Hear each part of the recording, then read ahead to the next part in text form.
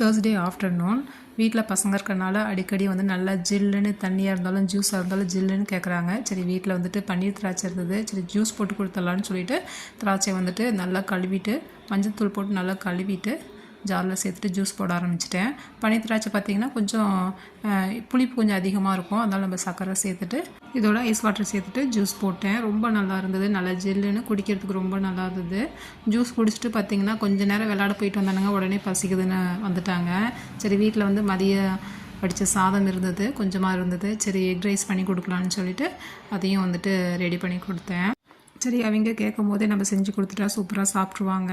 கொஞ்சம் டென்ஷன் இல்லாமல் இருக்கும்னு தான் உடனே வந்துட்டு செஞ்சு கொடுத்தேன். பசங்க லீவில் இருக்கிறனால அவங்க கேட்குறதெல்லாம் செஞ்சு கொடுத்தோம்னா கொஞ்சம் ஈஸியாக சாப்பிட்ருவாங்க. அதேமாரி தான் இன்றைக்கி போனது. வீட்டில் லீவில் பசங்க உங்கள் வீட்டில் எப்படி இருக்காங்கிறது கண்டிப்பாக கமெண்ட் பண்ணுங்கள் ஃப்ரெண்ட்ஸ். தேங்க்யூ.